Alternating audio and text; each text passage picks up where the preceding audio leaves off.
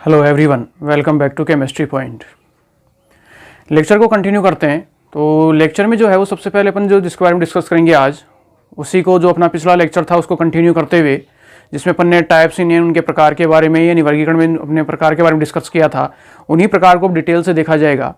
तो इसमें first one जो आज का टॉपिक होगा वो होगा अपने पास अकार्बनिक कोलाइड। अकार्बनिक कोलाइड। अब अकार्बनिक जो कोलाइड है वो अकार्बनिक कोलाइड्स क्या है, इनको जो है वो मुख्य रूप से अकार्बनिक कोलाइडों को जो है वो मुख्य रूप से खनिज कोलाइड भी कहा जाता है। इन्हें जो है वो खनिज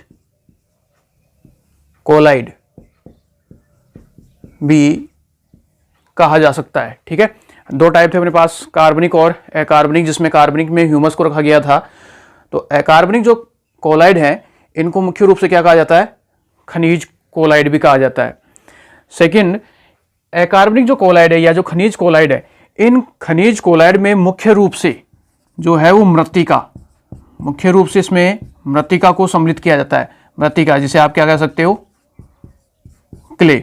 इसमें मुख्य रूप से मृत्तिका या जो क्ले है वो सम्मिलित की जाती है, जिसके कणों का जो व्यास होता है, कणों का जो व्यास है, कणों का व्यास, ये कणों का जो व्यास है वो 0.002 mm मिमी या फिर 2 माइक्रोन,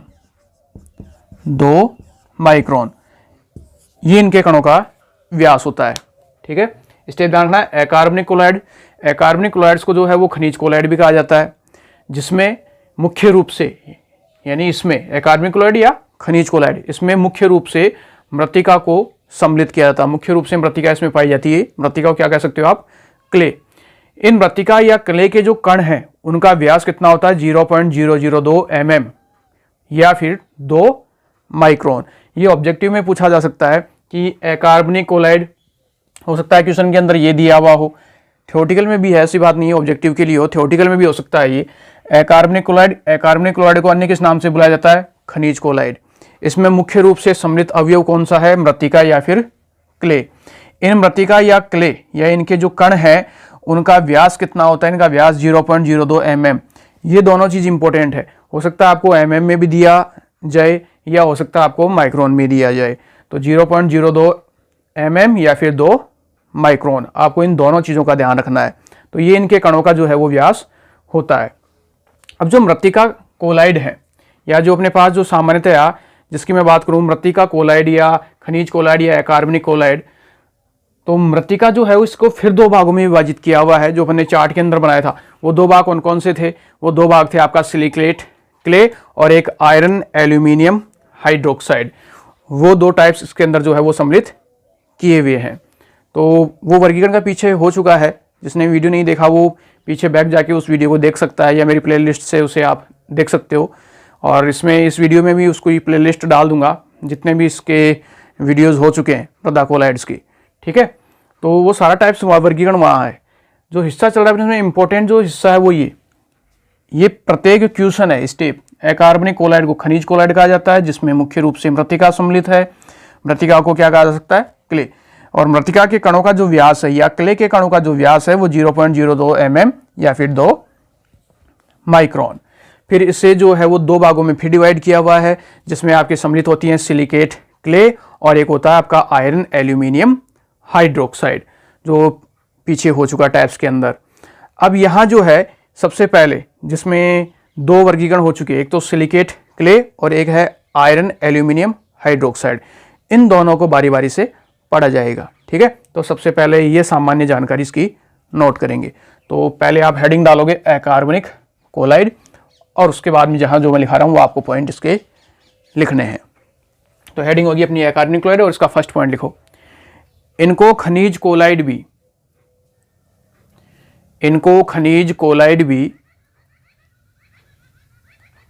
कहा जाता है।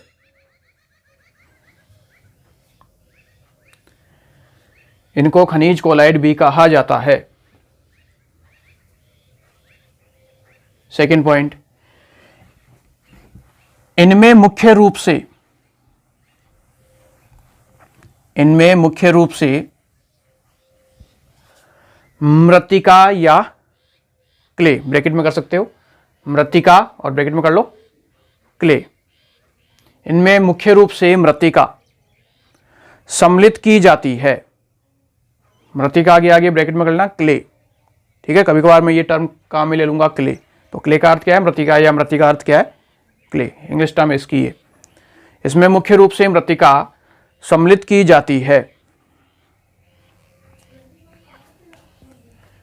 नेक्स्ट अगला पॉइंट, मृत्तिका के कणों का व्यास,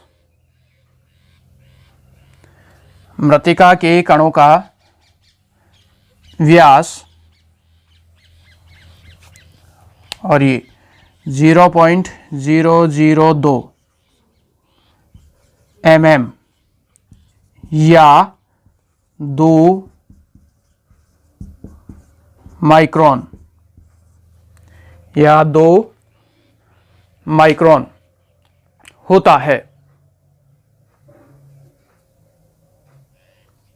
होता है। नेक्स्ट अगला पॉइंट, मृत्तिका कोलाइड्स को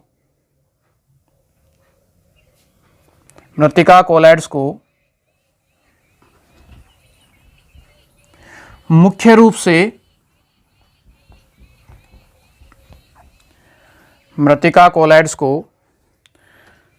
रूप से दो समूहों में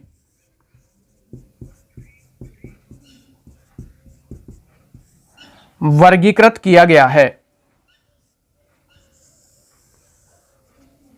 दो समूहों में वर्गीकृत किया गया है जो निम्नानुसार है।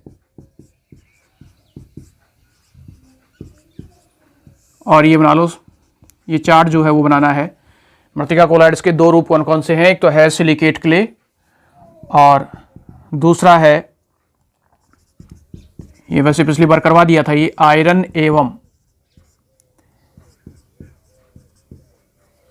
एवं एल्यूमिनियम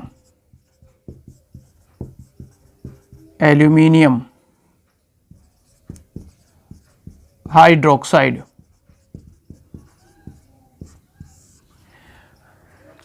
इस तरीके से ये चार्ट बना लो। मृत्तिका कोलाइड, इसको मुख्य रूप से दो भागों में वर्गीकृत किया गया है जो निम्नानुसार है। और ये चार्ट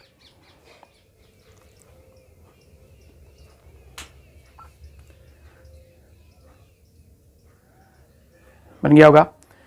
अब इसमें फर्स्ट हेडिंग डालो, नंबर 1 फर्स्ट डालो सिलिकेट क्ले या सिलिकेट मृत्तिका। क्ले को क्या कह सकते हो, मृत्तिका। फर्स्ट हेडिंग सिलिकेट क्ले या सिलिकेट मृत्तिका।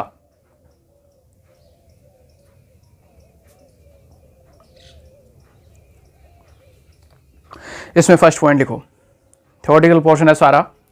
सिलिकेट क्ले में फर्स्ट पोर्शन लिखो, इसका निर्माण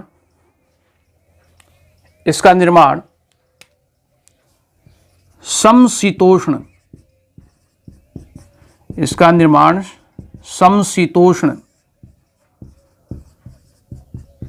प्रदेशों में, इसका निर्माण समशीतोष्ण प्रदेशों में होता है, जिसकी संरचना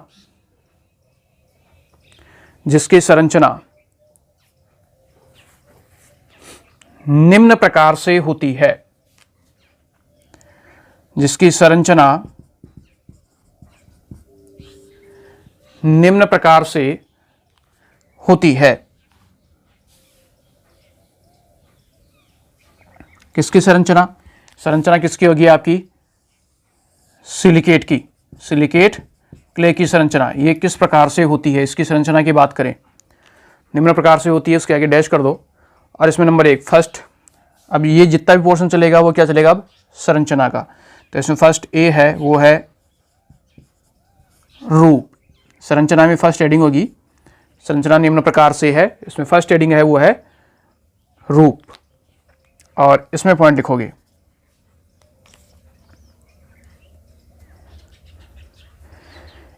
इलेक्ट्रॉन सूक्ष्मदर्शी द्वारा देखने पर,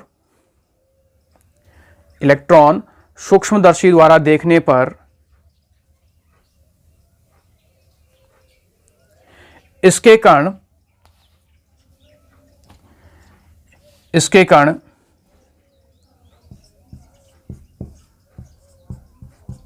और ये बेड से देखना, प्लेट्स, और से देखना, इसके कण प्लेट्स के समान, कॉमा, पुस्तक के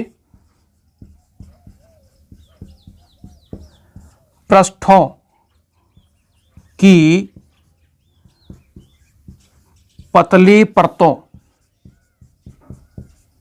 पुस्तक के पृष्ठों की पतली परतों के समान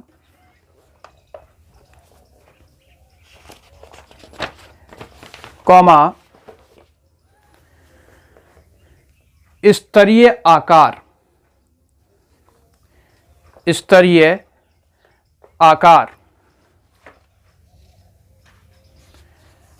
एवं स्तरीय आकार एवं षट्भुजाकार, षट्भुजाकार तथा अनियमित, तथा अनियमित छड़नुमा, तथा अनियमित छड़नुमा होते हैं, अनियमित छड़नुमा होते हैं। ये तो गया इसके रूप के बारे में कि इनके जो कण हैं वो प्लेट्स के समान होंगे या पुस्तक के पृष्ठों की पतली परत के समान होंगे या फिर जो है वो आपके षट्भुजाकार होंगे, अनियमित छड़नुमा होंगे या फिर जिसे मैं कह सकता हूँ स्तरीय, निमेटोड्स जिन्हें कहते हैं, ठीक है, उनके समान जो है वो इनके कणों की व्यवस्था होती है, उस रूप में ये पाए जाते हैं। तो ये फर्स्ट हो गया उसके रूप के बारे में। तो ये सारा किसके लिए चल रहा है? सिलिकेट क्ले की संरचना के बारे में। तो संरचना में फर्स्ट पॉइंट हो गया रूप, जिसके ये पॉइंट है। सेकंड, दूसरा आता है इसका सतही क्षेत्रफल। सतही, बी डालोगे संरचना में, सतही क्षेत्रफल।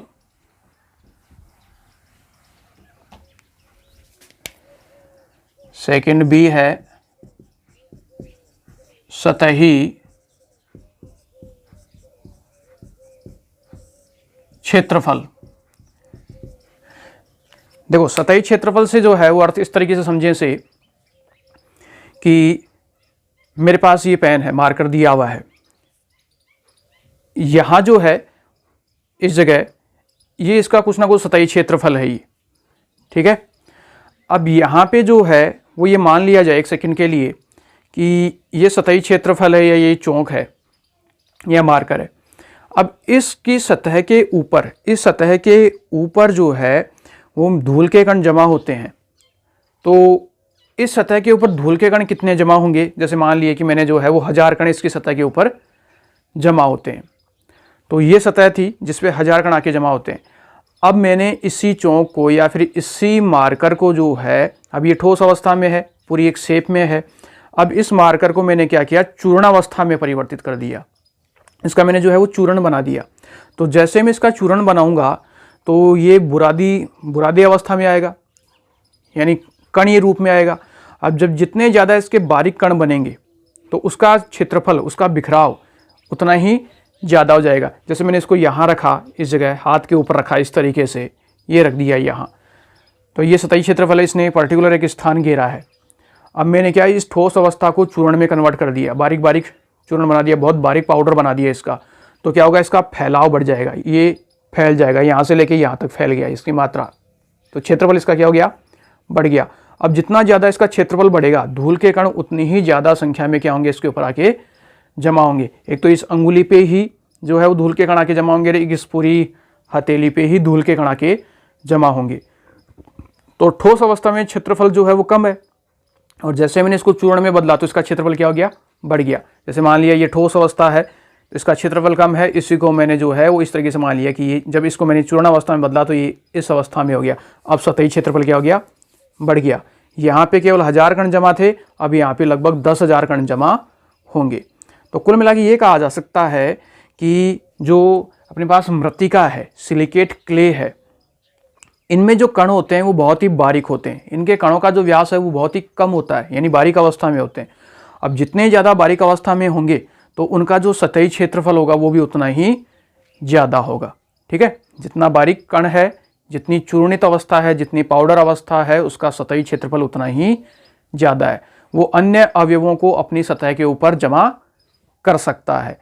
सतही क्षेत्रफल कम हो गया तो जमा करने की जो प्रवृत्ति है, उसकी सतह के ऊपर आके जो जमा होने की जो प्रवृत्ति है वो क्या हो जाएगी, कम हो जाएगी। क्लियर। तो सेकंड पॉइंट सतही क्षेत्रफल में लिखो, इनके कण बहुत बारीक होते हैं। इनके कण बहुत बारीक होते हैं,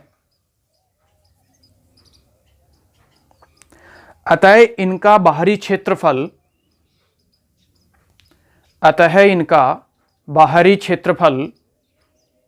बहुत अधिक होता है। अतः इनका बाहरी क्षेत्रफल बहुत अधिक होता है।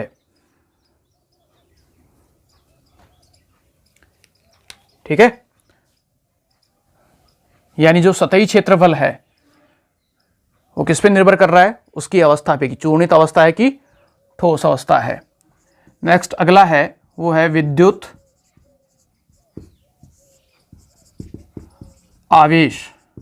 नेक्स्ट संरचना में अगली है विद्युत आवेश।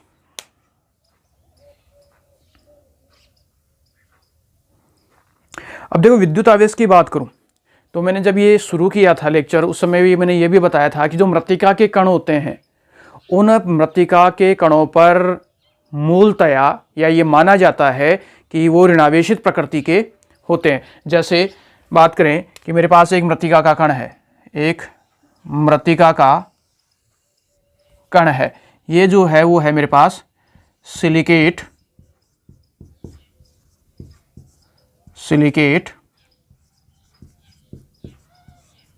क्ले, मृत्तिका कण है, सिलिकेट क्ले है। इस मृत्तिका कण की जो प्रवृत्ति है, नेचर क्या है कि इसकी जो बाहरी सतह है, यहाँ ये जो बाहरी सतह दी हुई है, इस बाहरी सतह पे क्या जमा होता है, ऋणावेश। यानी इसकी प्रवृत्ति, मूल जो प्रवृत्ति होती है वो कैसी होती है, ऋणावेशित। मैंने संरचना को थोड़ा विस्तृत ले लिया है ये डिटेल में समझाने के लिए। ये जो है वो कैसा है, बाहरी सतह, यूं कह सकता हूं, बाहरी, या यूं कह सकते हैं कि इसकी सतह, बाहरी सतह ही नहीं, केवल सतह की बात करें,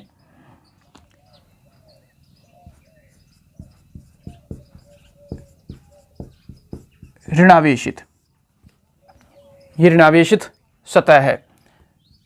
ठीक है, या जो सिलिकेट क्ले है, यूं भी कह सकते हो आप, जो सिलिकेट क्ले है वो क्या है, ऋणावेशित, ऋणावेश। अब सिलिकेट क्ले ऋणावेशित है, उसके ऊपर ऋणावेश जमा है। ठीक है, जैसे मैं हूं, मैं सिलिकेट क्ले हूं, मेरी सतह के ऊपर मेरी जो प्रवृत्ति है, मेरा जो नेचर है वो कैसा है, ऋणावेशित है। मेरे सतह के ऊपर क्या जमा है, ऋणावेश जमा है। अब मेरी सतह ऋणावेशित है, ऋणावेश जमा है मेरे ऊपर चार्ज, तो क्या होगा कि मैं मेरे माध्यम से, मेरे जो आसपास में जो माध्यम होगा या जहां मैं प्रेजेंट हूं, तो उस माध्यम से क्या करता हूं, मैं किनको ग्रहण करता हूं, धनावेशों को। धनावेशों को मेरी सतह के ऊपर क्या कर लूंगा, जमा। जाहिर सी बात, ऋणावेश किसको आकर्षित करता है, धनावेश को अपनी ओर आकर्षित करता है। तो जो ऋणावेशित सिलिकेट कण है वो धनावेश को अपनी सतह के ऊपर क्या कर लेंगे, जमा कर लेंगे। तो एक दूसरी परत का निर्माण हो जाएगा, मेरे ऊपर दूसरी परत का निर्माण हो जाएगा। वो दूसरी परत किसकी होगी, धनावेश की।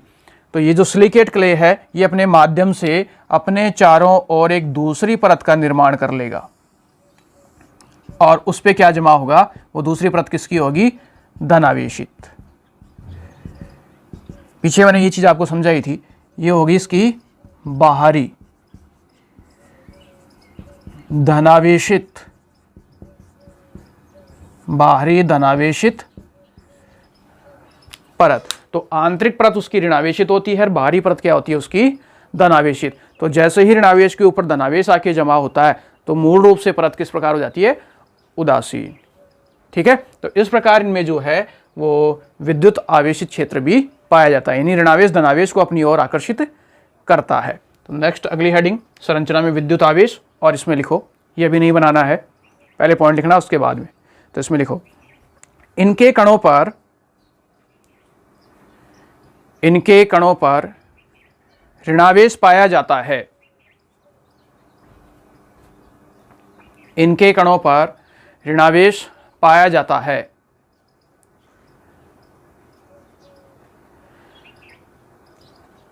अतः ये धनायनों को अपनी ओर आकर्षित करते हैं।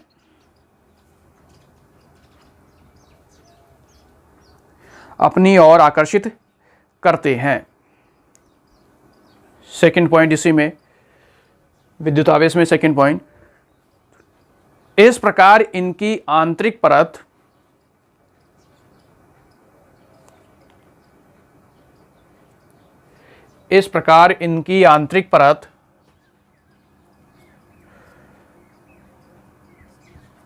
ऋणावेशित होती है।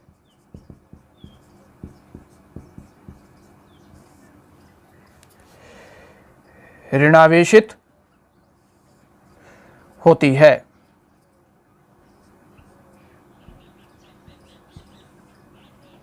तथा बाहरी परत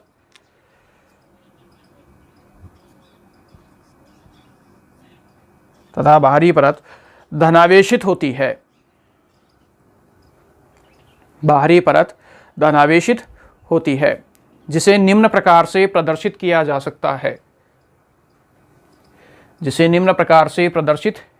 सकता है।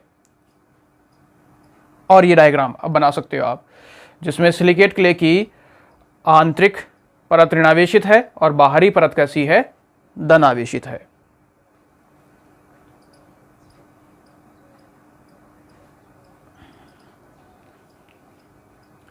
ये अपना जो है वो थर्ड संरचना का थर्ड हिस्सा हो गया, विद्युत आवेश।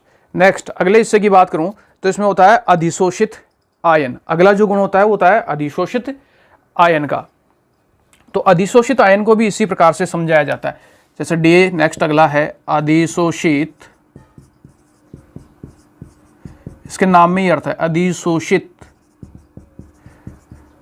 आयन। डायग्राम एट इज वैसा का वैसा ही है। अधिशोषित आयन क्या है, देखो मृत्तिका कणों के ऊपर क्या पाया जाता है, मृत्तिका के कणों के ऊपर ऋणावेश पाया जाता है, जैसे अपने डायग्राम में दिया हुआ है। अधिशोषित आयन यानी कुछ आयन आके जमा होगा। मुझे ज्ञात है सिलिकेट क्ले जो है वो कैसा है, मैं सिलिकेट क्ले हूँ, मैं कैसा हूँ, ऋणावेशित हूँ। मैं जिस माध्यम में खड़ा हूँ, जिस माध्यम में मुझे रखा गया है, उस माध्यम में मैं क्या करूँगा, धनावेशों को अपनी ओर आकर्षित करूँगा। तो मेरी सतह पे क्या आके जमा हो जाएंगे, धनावेश। तो जो मेरी सतह के ऊपर आके जमा होंगे, मेरी सतह ऋणावेशित है, इसके ऊपर आके जमा हो गया, वो कण कैसा होगा, धनावेशित होगा। तो अपनी सतह के ऊपर उसने क्या किया है, विपरीत आवेशित आयनों को जमा किया है, और वो विपरीत आवेशित आयन कौन है, धनायन। तो अपनी सतह के ऊपर ऐसे आयनों को जमा करना ही क्या कहलाता है, अधिशोषण कहलाता है। दो शब्द हैं ये, अधिशोषण और अवशोषण। मृदा कोलाइड्स जो अपन ने पढ़ा था, जहाँ से अपन मृदा कोलाइड्स के गुण पढ़ रहे हैं, उससे पहले मैंने कोलाइड्स बताया था, कोलाइड्स के गुणों के बारे में बताया था। तो वहाँ पे अवशोषण और अधिशोषण के बारे में बताया था। अधिशोषण में सतह के ऊपर कोई भी चीज़ जमा होती है, लेकिन अवशोषण में क्या होता है, जो चीज़ हो रही है जमा, वो सतह पे जमा नहीं हो रही है, वो उसके अंदर की ओर भी क्या होगी, जमा होगी पूर्ण रूप से। अधिशोषण में सबसे ज़्यादा मात्रा सतह के ऊपर होती है, लेकिन अवशोषण में जो मात्रा होती है वो पूर्ण रूप से उस पदार्थ के अंदर समान रूप से वितरित होती है। ये नहीं है कि सतह पे ज़्यादा है और अंदर की ओर कम है, उसका फैलाव समान रूप से होता है अवशोषण में। लेकिन अधिशोषण में फैलाव समान रूप से नहीं होता है। अधिशोषण तो केवल और केवल कहाँ होगा, सतह के ऊपर होगा। ठीक है, तो इस तरीके से अपने सतह के ऊपर विपरीत आवेशित को जमा करना ही क्या कहलाता है? अधिशोषण कहलाता है। तो अगला गुण हो जाएगा आपका अधिशोषित आयन। और इसमें फर्स्ट पॉइंट लिखो, मृत्तिका के कणों पर ऋणावेश होने के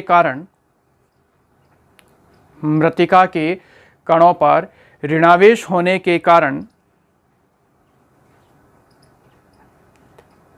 इसकी सतह पर धनायन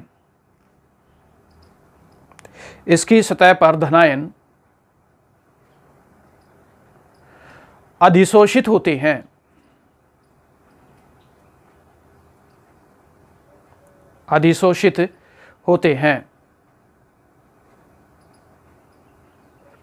सेकंड पॉइंट, दूसरा पॉइंट इसी में, धनायन अस्थिर परत के रूप में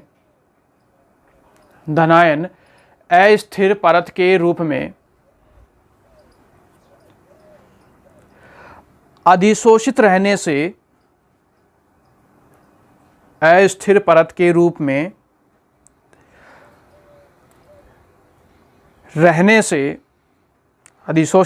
से दूसरे धनायनों द्वारा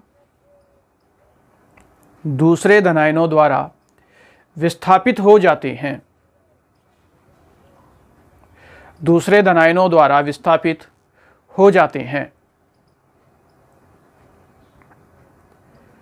जिसे धनायन विनिमय कहते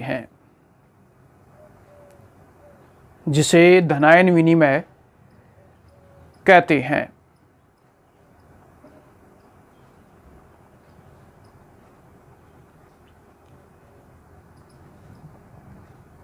ठीक है, तो इस तरीके से जो है वो सिलिकेट क्ले की जो है वो संरचना क्या होती है? निर्मित होती है। तो सिलिकेट संरचना के जो है वो 4 स्टेप हो गए। पहला उसका रूप कैसा है, दूसरा उसका सतही क्षेत्रफल क्या है, तीसरा उसका विद्युत आवेश, और चौथा जो है वो अधिशोषित आयन। ठीक है, पहला क्या था? उसका रूप, पहला रूप था, दूसरा सतही क्षेत्रफल हो गया, तीसरा विद्युत आवेश हो गया, चौथा अधिशोषित आयन हो गया। इसमें क्या था कि जैसे ये बाहरी परत जो धनावेश की होती है वो क्या होती है? अस्थिर रहती है, क्योंकि जैसे ही कोई प्रबल धनायन आएगा जहाँ पे धनायन की मात्रा उच्चतम है और उसकी क्रियाशीलता भी अधिकतम है, वो क्या करता है? अपने से दुर्बल आयन को वहाँ से निकाल देता है बाहर, ये धनायन बाहर हो जाएगा और इसकी जगह जो प्रबल धनायन है वो आके क्या हो जाएगा? जमा हो जाएगा। यानी जो बाहरी परत है वो निरंतर परिवर्तनशील होती है। ये नहीं कि जो धनायन यहाँ पे एक बार आके जमा हो गया वो स्थिर है, ऐसा नहीं है। उससे प्रबल दूसरा क्रियाकारी जो धनायन होगा वो इसकी सतह के ऊपर आके जमा हो सकता है। ठीक है, तो इस तरीके से अपना ये अकार्बनिक कोलाइड में पहला हिस्सा जो है वो कंप्लीट होता है। सिलिकेट जो क्ले है उसकी बाह्यतम संरचना कैसी है।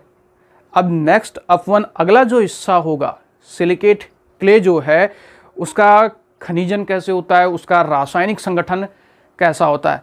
क्योंकि सिलिकेट क्ले को फिर आगे पिछले लेक्चर में देखा हो तो सिलिकेट क्ले को फिर आगे 3 भागों में डिवाइड किया हुआ है, मांटमोरिनोलाइट, केओलिनाइट और इलाइट, जिसे अपन हाइड्रस माइका भी कहते हैं। तो सिलिकेट क्ले का जो रासायनिक संगठन है, ये तो क्या है? इसका भौतिक संगठन।